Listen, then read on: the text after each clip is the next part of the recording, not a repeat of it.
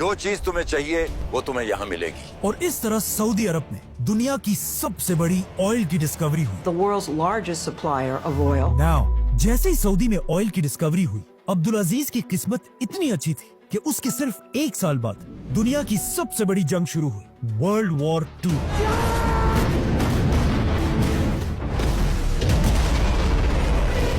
जिसकी वजह से पूरी दुनिया को ऑयल की सख्त जरूरत थी। ये देखकर किंग अब्दुल अजीज पूरी दुनिया को सऊदी का तेल बेचने लगा, जिसकी वजह से सऊदी अरब की इकोनॉमी 2000 टाइम्स बढ़ गई और अब्दुल अजीज एक गरीब बादशाह से अब दुनिया का सबसे ताकतवर बादशाह बन गया। इस जंग में, वर्ल्ड वॉर 2 में, अब्दुल अजीज जर्मनी के हिटलर के खिलाफ अमेरिका के साथ मजबूती से खड़ा रहा। Discuss mutual problems of trade and relations with Saudi Arabia. लेकिन वर्ल्ड वॉर 2 खत्म होते ही अब्दुल अजीज के अंग्रेज दोस्तों ने दुनिया में एक नया मुल्क बनाया, इजराइल। जैसे इजराइल के लीडर ने इजराइल की आजादी का ऐलान किया, Finally, by the grace of God, उसके सिर्फ एक दिन बाद ऑलमोस्ट बहुत सारे अरब मुल्कों ने मिलकर इजराइल पर हमला कर दिया। अब जब सारे अरब इजराइल के खिलाफ लड़ रहे थे, दुनिया का सबसे बड़ा अरब बादशाह अब्दुल अजीज चुप करके बैठा हुआ था। अब्दुल अजीज के पास पैसा तो बहुत था और बहुत बड़ी फौज भी थी, लेकिन फलस्तीन को बचाने के लिए अब्दुल अजीज ने कोई भी कदम नहीं उठाया और सिर्फ 800 सऊदी वॉलंटियर्स ने जाकर इजराइल के खिलाफ जंग लड़ी। लेकिन पूरे सऊदी खानदान में सिर्फ एक ही शख्स ऐसा था जिसने फलस्तीन के लिए आवाज उठाई, अब्दुल अजीज का बेटा प्रिंस फैसल, जिसने यूएन में खड़े होकर कहा कि हम इजराइल को नहीं मानते। अब इजराइल तो आजाद हो गया, लेकिन इसके कुछ ही सालों बाद किंग अब्दुल अजीज अपनी आखिरी सांसें ले रहा था। मरने से पहले अब्दुल अजीज ने अपने दोस्तों से कहा कि काश मेरे बाद सऊदी अरब का बादशाह सऊद नहीं बल्कि फैसल होता, और साथ ये भी कहा कि काश मेरे फैसल जैसे 3 और बेटे होते।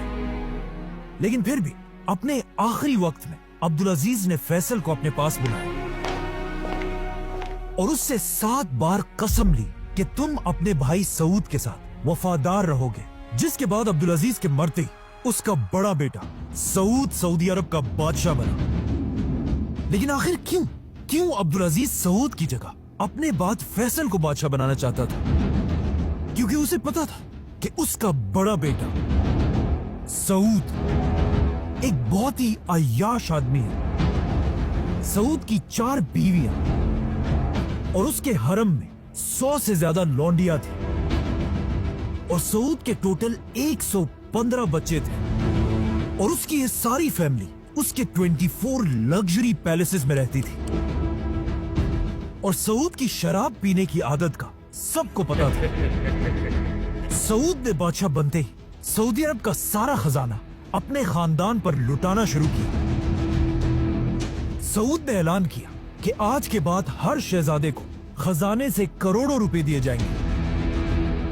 और सिर्फ यही नहीं, सऊद ने कर्जे ले लेकर सारे रॉयल शहजादों के लिए $1 बिलियन के पैलेसेस बनाने का हुक्म दिया, जिससे सऊदी अरब पर कर्जा डबल नहीं बल्कि ट्रिपल से भी बढ़ गया।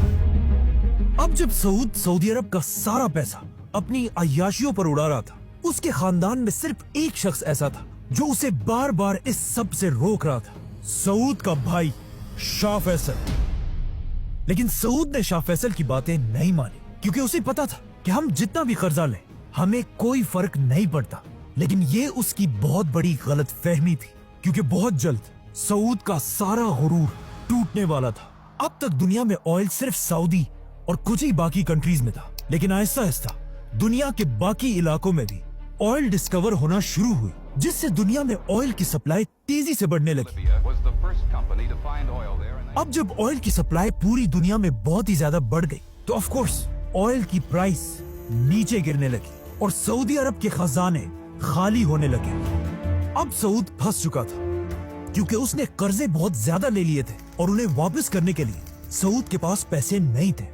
लेकिन इस सब के बाद भी सऊद अपनी अय्याशी की जिंदगी गुजारता रहा। ये देखकर सऊद को उसके भाई फैसल ने बहुत समझाया कि तुम्हारी इन अय्याशियों से ये मुल्क तबाह हो जाएगा। लेकिन सऊद ने फैसल की बात नहीं मानी आखिर फैसल ने गुस्से में आकर अपनी प्राइम मिनिस्टर की पोस्ट से रिजाइन कर दी और सऊदी अरब छोड़कर चला गया। फैसल के जाने के बाद सऊदी अरब के हालात और भी ज्यादा खराब हो गए और सिर्फ 2 सालों में सऊदी अरब तारीख में पहली बार बैंकरप्ट होने के बिल्कुल करीब खड़ा था। ये सब देखकर सबको समझ आ गई कि अब सऊदी अरब को तबाह होने से सिर्फ एक ही आदमी बचा सकता है, शहजादा फैसल।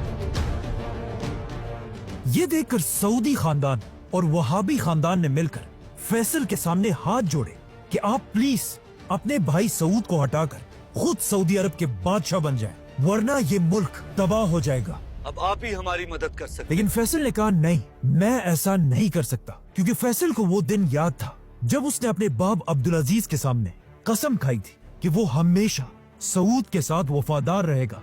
इसीलिए फैसल ने कहा कि नहीं, बादशाह सऊद ही रहेगा, मैं उसके अंदर प्राइम मिनिस्टर बनकर सऊदी अरब को बचाने की कोशिश करूंगा। सऊद ने फैसल की ये ऑफर एक्सेप्ट कर ली और सारी ताकत प्राइम मिनिस्टर फैसल के हवाले कर दी।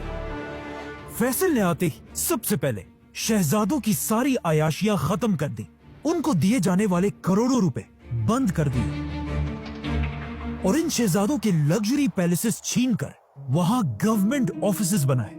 और सबसे बड़ा काम फैसल ने यह किया कि तारीख में पहली बार सऊदी अरब से स्लेवरी खत्म कर दी। शाह फैसल ने अपने खजाने से हर गुलाम के मालिक को $2000 देकर उसे आजाद कर दिया। इस तरह एक ही दिन में हजारों गुलाम आजाद हो गए। और सऊदी की इकोनॉमी ठीक करने के लिए शाह फैसल ने एक ताकतवर आदमी से कर्जा भी लिया, जो उस वक्त सऊदी का सबसे अमीर आदमी था, जिसका नाम था मोहम्मद बिन लादेन। फैसल ने पूरी दुनिया से इस्लामिक स्कॉलर्स को सऊदी बुलाया ताकि ये स्कॉलर्स सऊदी के एलीट खानदान के बच्चों को इस्लाम सिखा सके। فاجتهدوا في طلبه. बाय द वे, इन्हीं इस्लामिक स्कूल्स में उसी सऊदी के सबसे रिच आदमी मोहम्मद बिन लादेन का बेटा भी पढ़ता था, उसामा बिन लादेन।